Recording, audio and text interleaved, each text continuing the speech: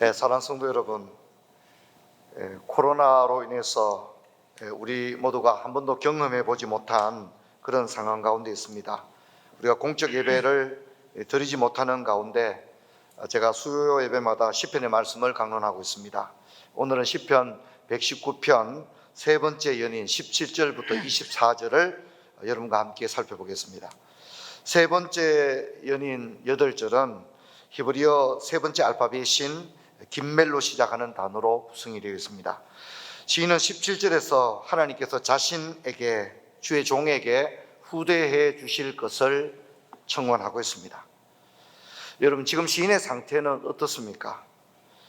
시인은 하나님의 말씀을 자신의 생애에 있어서 가장 중요한 가치로 받아들이고, 자신의 생애에 일어나는 여러 가지 고난에도 불구하고, 역경에도 불구하고 하나님의 말씀을 따라 경건한 삶을 살아가는 좁은 길을 걸어가겠노라고 하는 결연한 의지를 드러내고 있습니다. 하지만 이런 시인의 결심에도 불구하고 시인을 둘러싸고 있는 환경은 시련과 역경으로 가득 차 있습니다. 먼저 우리가 19절을 보게 되면 나는 땅에서 나그네가 되었사오니, 이렇게 시인은 고백을 하고 있습니다. 또 20절에 보면 내 마음이 상하나이다, 그렇게 이야기를 합니다. 또 22절에 보면 비방과 멸시를 내게서 떠나게 하소서라고 하고 있는데, 시인이 조롱을 당하고 있고 멸시를 당하고 있고 비난을 당하고 있다는 사실을 알 수 있습니다. 23절에도 보면 고관들도 앉아서 나를 비방하였사오나라고 얘기합니다. 공개적인 장소에서 비난을 당하고 있는 것입니다. 그것도 백성의 지도자들에게서 비난을 당하고 있는 것입니다. 시인은 먼저 자신의 상황을 나그네라고 하는 고백 속에서 담아내고 있습니다. 19절에 보면 나는 땅에서 나그네가 되었사오니 라고 말하고 있는데요, 우리가 예전에 읽던 개역 한글 성경은 나는 땅에서 객이 되었사오니 이렇게 표현하고 있습니다. 나그네라고 하는 것은 체류자입니다. 땅을 소유할 수 없는 사람을 의미하고 한 곳에 정주하는 삶을 허락받지 못한 뜨돌이 인생을 말하는 것입니다. 그래서 자신을 나그네다 이렇게 고백할 때 그것은 그저 이렇게 멋있는 수사적인 표현이 아니라 자신의 삶이 얼마나 처량한 신세인가, 외로운 사람인가 하는 것을 드러내는 그런 표현입니다. 여러분, 나그네는 유목민입니다. 그리고 이민자이며 망명자입니다. 현대적 표현으로 말하자면 시민권을 획득하지 못한 체류자이고 이민자, 망명자, 법적인 보호를 받지 못하고 또 인간의 존엄을 이렇게 보장받지 못한 그런 상황에 있는 사람, 이런 사람을 나그네라고 합니다. 사회적으로 본다면 나그네는 어느 중거 집단에도 포함되지 못하고 어울리거나 도움을 받지 못하는 상태에 있는 사람입니다. 여러분, 오늘 우리 시대는 강력한 사회적 연대를 가지고 있는 시대입니다. 그래서 그 파워가 굉장합니다. 그런 강력한 사회적 연대 속에 멤버십을 가진 사람은 보호를 받는 것입니다. 그 사람을 함부로 하지 못하고 혹 그 사람이 어떤 불이익을 당하면 그 강력한 사회적 연대가 똘똘 뭉쳐서 그 사람의 권익을 보호하기 위해서 동일한 목소리를 내고 때로는 어떤 집단적인 행동도 불사하는 것입니다. 그래서 사람들은 어떤 그룹에 소속되기를 원하고 멤버십을 가지기를 원합니다. 하지만 나그네는 그런 연대나 결사를 가지지 못한 외로운 동떨어진 그런 사람을 말합니다. 문화적인 면에서 본다면 소위 우리 시대의 문화적 공감이라는 게 있습니다. 유행이나 트렌드가 있습니다. 하지만 나그네는 이 세속화된 사회 속에서 단절이나 소외를 경험하는 것을 말합니다. 이건 하나님을 경외하는 사람들이 숙명적으로 맞닥뜨릴 수밖에 없는 상황이 문화적 단절입니다. 그래서 우리는 문화적으로 어떤 의미에서 나그네들이죠. 이 세속의 문화 속에 결코 우리는 하나 될 수 없지 않습니까? 그런 의미에서 우리는 문화적으로 나그네들입니다. 경제적인 면에서도 마찬가지입니다. 여호와 경외하기를 생애 가장 중요한 가치로 두는 사람들에게는 이 동일한 시대를 시민으로 살아가는 사람들의 어떤 경제 시스템 속에서 이질적인 경험을 하게 됩니다. 그래서 서로 거래를 거부당합니다. 물건을 만들어야 되는데 원재료를 공급을 안 해주는 겁니다. 상품을 만들거나 무역을 할 때 불이익을 당합니다. 실제로 신자가 된다는 것은 역사상 그리스도인들이 많은 불이익을 감수해 왔다는 사실을 우리는 잘 알고 있습니다. 그래서 오늘 우리 시대에도 이렇게 인간의 권리가 아주 어느 시대보다 보장을 받는 시대임에도 불구하고 그리스도인들이 눈에 보이지 않는 불이익이 분명히 있다고 생각하고, 그 중에 하나가 저는 경제적 불이익이라고 생각합니다. 그래서 그런 의미에서 우리는 경제적인 면에서도 나그네 드립니다. 정서적인 면에서도 본다면 역시 함께 마음을 나누고 격려하고 한 마음으로 동력자가 되어야 하는데, 나그네라는 것은 극단적인 고립감을 느끼는 겁니다. 여러분, 이런 감정을 엘리야가 느꼈습니다. 그래서 엘리야는 나만 남았거늘 이라고 말했고, 차라리 죽는 게 더 좋겠다, 그렇게 말할 정도였습니다. 이것이 정서적인 그런 나그네로서의 느끼는 그런 감정입니다.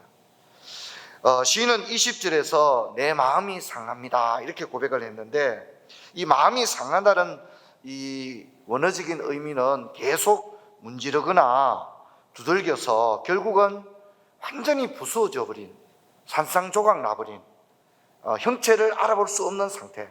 그래서 시인이 지금 내 마음이 상합니다 라고 하는 것은 좀 속상한 정도가 아닌 거예요. 우리 번역은 마음이 상합니다 이렇게 말했지만, 원어적인 의미는 마음이 완전히 산산조각이 나버린 거죠. 마음의 형체를 알아볼 수 없을 정도로 정서적인 타격을 입은 것입니다. 여러분, 이처럼 시인의 가슴이 산산조각이 나고 철저히 부서져 버린 이유가 어디 있습니까? 그것은 그가 하나님의 말씀을 사모한 까닭이다, 그렇게 이야기합니다. 하나님의 말씀을 향한 갈망이 심령의 병이 날 정도가 된 것입니다.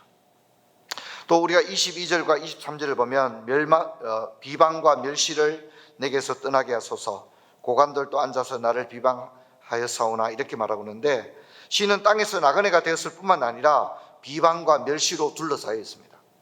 교만한 자들은 시인을 멸시했고, 백성의 지도자들인 방백들은 시인에 대해서 공개적인 장소에서 수군거렸습니다. 저는 이 부분을 깔뱅의 제네바 성경으로 읽기를 원하는데요. 주님, 당신은 반역자들을 벌하셨습니다. 주님, 내가 맹렬한 마음과 참된 경고함으로 당신과 당신의 거룩한 계명에 매달리기를 갈망했음은 사실입니다. 하지만 나는 더욱 시련을 받아야 했고, 당신이 내 눈앞에서 행하신 징벌을 나의 유익으로 삼아야 했습니다.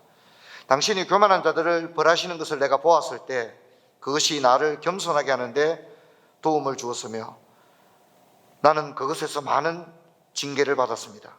그렇기 때문에 나는 이제 당신의 율법으로 교육받기를 더욱 정성스럽게 구하는 것입니다. 시인은 지금 조롱을 받고 있습니다. 교회사를 통해서 볼 때 그리스도인들에게서 고난과 조롱은 언제나 떠나지 않는 숙명적인 그런 십자가와 같은 것이라고 생각합니다. 믿음의 사람들은 믿음 때문에 조롱을 당합니다. 조롱을 당할 때 고통스럽습니다. 제가 이제 그리스도인으로서 저는 이제 중학교 2학년 때부터 믿음 생활을 시작해서 이제 50 중반에 이르렀는데, 제가 지금까지 신앙생활하면서 믿는다는 이유 때문에 조롱을 당해본 것은 고등학교 때 화학 수업 시간에 조롱을 한번 당해본 적이 있습니다. 이제 화학 선생님이 교회에 다니는 사람들이 하나님께서 세상을 창조하셨다는 것이 얼마나 지구니 없는 일이냐 이런 식으로 얘기를 했습니다. 그때 저는 처음으로 그리스도인으로서 조롱을 받는다는 것을 처음으로 정서적으로 느꼈습니다. 그 다음에 이제 군에 갔을 때 이제 그 주일날 교회 가서 예배를 드려야 되는데, 이제 종교 행사할 사람 나와라 이렇게 해서 이제 가게 되었는데, 그때 이제 조롱하는 겁니다. 이제 병자들이다. 교회에 가는데 병자들이다. 이제 그렇게 고참들이 얘기를 하는 겁니다. 이제 예배를 드리기 위해서 군용 트럭을 타고 사단 사령부에 있는 사단 교회로 이동하기 위해서 대기하고 있는 동안 뒤통수에서 들려오는 부대의 그 고참병들의 그 참난한 이야기들을 들어야 했던 것들은 저에게 있어서 신앙인으로서 조롱을 당한다고 하는 그런 것에 대해서 아주 참 고통스럽게 느꼈습니다. 제가 군에 있을 때 이제 군종병으로 있었고, 또 우리 부대에서 처음으로 크리스마스 예배를 드리게 되었습니다. 부대에서 크리스마스 예배를 드린다는 게 그렇게 쉬운 일이 아닙니다. 그런데 이제 그게 많은 반대가 있었습니다. 우리 부대 간부들이 반대를 했습니다.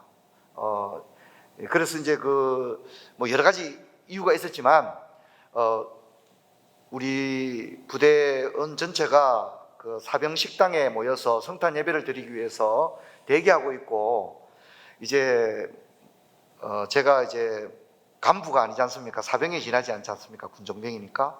이제 많은 반대 이유 중에 하나가, 사병이 어떻게 부대 행사를 주관할 수 있느냐. 사병이 설교하는데 우리 부대 간부들, 그러니까 장교들이죠, 하사관들이죠, 우리가 저 일개 일병이 설교하는데 우리가 저기 갈 필요가 뭐가 있느냐. 이제 이런 강력한 반대가 있었고, 심지어 좀 더 완강한 간부는 즉시 다 내부반으로 돌려보내라, 이제 이런 얘기들이 있었습니다. 그때 참 제가 마음에 좀 고통을 느꼈습니다. 그리고 이제 제 기억으로 그리스도인으로서 가장 진짜 너무 몸에 병이 날 정도로, 여러분도 그런 분이 있었을 거라고 생각합니다. 그게 이제 우리나라에서 외국에 한번 납치된 적이 있었죠, 그죠? 구호 활동을 갔다가 납치된 적이 있었지 않습니까? 그 이슬람 과격 단체에 납치되고 또 실제로 죽었지 않습니까, 그죠? 그때 저는 진짜 충격 그 자체였습니다. 많은 사람들이 비난을 하고, 그들이 봉사활동을 하기 위해 갔음에도 불구하고 그들에 대해서 우호적이지 아니하고 너무나도 참난한 이야기들을 펼쳐낼 때, 저는 사실 너무 고통스러웠고, 제 생애에 가장 고통스러웠던 순간은 그때였습니다. 너무나도 고통스러웠습니다. 여러분, 이번에 코로나 바이러스로 많은 것을 생각하게 됩니다. 여러분들도 각자 다 생각이 있을 것입니다. 코로나가 중국에서 시작되었을 때 그것은 단지 전염병이 아니라 기독교에 대한 박해와 함께 시작되었습니다.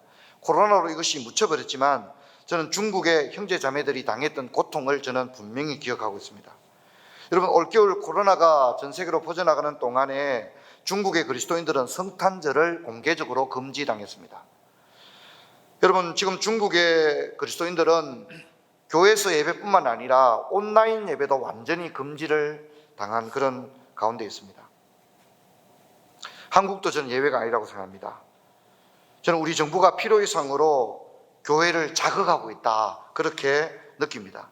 또 매스컴도 필요 이상으로 편향적인 면을 드러내고 있다, 그렇게 느낍니다. 하지만 성도 여러분, 이것이 우리의 현실입니다. 여러분, 우리만 이것을 당하고 있는 것이 아니라 오고 오는 모든 시대의 그리스도인들은 언제나 조롱 앞에서 자유롭지 못했습니다. 신앙이 조롱을 당할 때 우리는 어떻게 해야 할까요? 먼저 시인은 관심을 조롱에 둔 것이 아니라 말씀에 대한 갈망으로 향했다는 점을 말씀드리고 싶습니다. 조롱을 당할 때 조롱 그 자체에 우리의 마음이 머물게 되면 우리는 아마 견디기 어려울 것입니다. 하지만 시인은 동일하게 조롱을 당하고 있습니다. 비방을 당하고 멸시를 당하고 고관들 앞에서 매우 공개적인 장소에서 웃음거리가 되었습니다. 하지만 시인은 방백들과 고관들에게서 멸시와 비방을 받을 때 마음을 조롱에 다 빼앗겨 버리기보다는 말씀에 대한 갈망으로 그 관심을 옮겨왔다는 것입니다. 그래서 우리가 성경을 같이 한번 읽어보면 좋겠습니다. 118편, 119편 18절 우리 같이 한번 읽어봅시다. 내 눈을 열어서 주의 율법에서 놀라운 것을 보게 하소서. 물론 다른 시편에 보게 되면 고난을 당할 때 주여 이 고난을 내게서 떠나가게 해주십시오. 그리고 자신을 핍박하는 자들에게서 하나님께서 즉시 그들에게 형벌을 내려주시고 하나님의 정의를 나타내 주소서, 이런 시편도 물론 있습니다. 그런데 저는 이 119편이 참 아름답다고 생각하는 것은 119편의 시인은 동일한 조롱을 당하고 있으면서 그가 하나님께 요청하는 기도는 하나님, 내가 조롱을 당합니다. 언제까지 내가 이 조롱을 당해야만 합니까? 하나님의 손이 나타나서 나를 구해 주소서가 아니라 오히려 시인은 내 눈을 열어서 하나님의 말씀의 놀라운 세계를 보게 하여 주시옵소서, 그렇게 간구하고 있다는 것입니다. 19절에도 보면 주의 계명들을 내게 숨기지 마소서라고 합니다. 17절에서도 시인은 자신이 하나님의 말씀을 지킬 것이라고 선언하면서 하나님의 도우심, 즉 나를 후대하여 주옵소서, 내가 하나님의 말씀을 지키겠습니다, 이 결단과 함께 하나님, 내가 하나님의 말씀을 지킬 수 있도록 하나님 내게 은혜를 베풀어 주옵소서, 나를 후대하여 주옵소서, 이렇게 간구하고 있는 것입니다. 여러분, 시편 119편 23절을 보면 고관들도 앉아서 나를 비방하여 싸우나 주의 종은 주의 율례들을 작은 소리로 엎조렸나이다, 이렇게 고백합니다. 백성의 지도자들이 시인을 향해 비방하고 해방하고 조롱할 때 시인은 혼자 조용히 말씀을 묵상했다는 것입니다. 여러분, 이것을 제네바 성경으로는 이렇게 읽을 수 있습니다. 주님, 심지어 군주들과 통치자들도 자리에 앉아 나를 헐뜯었습니다. 그럼에도 불구하고 나는 당신의 율례를 수행하였나이다. 사랑하는 성도 여러분, 우리 주님께서도 광야에서 시험을 당하셨습니다. 그때 주님은 신명기의 말씀으로 시험을 이기셨다는 것을 우리 모두가 잘 알고 있습니다.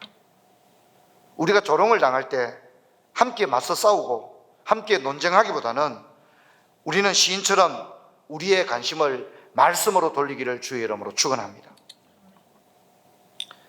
그래서 주여 내 눈을 열어주소서, 나를 후대하소서, 내가 말씀대로 살겠나이다, 내게 은혜를 베풀어 주소서, 그렇게 할 수 있기를 주의 이름으로 축원합니다. 이제 마지막 24절에서 시인은 하나님의 말씀을 자신의 즐거움이라고 고백하고 있습니다. 시편 1편과 같이 나그네 길을 걸어가는 우리들에게 말씀만이 유일한 위로가 되며 힘이 되며 또 그 힘들고 어려운 순간을 이길 수 있는 강력한 무기가 되는 줄로 믿습니다. 에베소서에서도 하나님의 말씀은 살아있는 운동력이 있고 또 하나님의 말씀은 성령의 금, 곧 하나님의 말씀은 모든 사단과의 영적 싸움에서 이길 수 있는 강력한 무기가 하나님의 말씀이라고 분명히 말하고 있습니다. 그래서 세상이 우리를 비난하고 조롱해도 우리는 말씀의 즐거움을 인하여 이 고난의 순간을 넉넉하게 이기는 저와 여러분 되기를 바랍니다. 저는 오늘 설교를 마치면서 장깔뱅이 1553년 1월 23일 생피에르 교회에서 오늘 이 본문의 설교를 하고 나서 올렸던 동일한 기도로서 저도 기도하기를 원합니다. 우리 함께 한번 기도하겠습니다. 하나님 아버지, 이 거룩한 가르침을 따라서 우리의 잘못을 인정하고 우리의 선한 하나님의 면전에 엎드려서 그가 기꺼이 우리를 다스리시며 우리가 이 땅을 바라보지 않고 이 세상에 썩어질 것들에 머리를 숙이지 않으며 오히려 하나님의 말씀으로 날마다 우리를 초대하시는 천상의 삶을 갈망할 수 있게 하여 주시옵소서. 이렇게 하기 위해서 우리 주 예수 그리스도와 실제로 불가분의 끈으로 하나 됨으로써 그가 우리에게 보여주신 길을 우리가 불멸의 영광에 이르는 그날까지 늘 따라가게 하여 주시옵소서. 주 예수 그리스도 이름으로 기도하옵나이다. 아멘.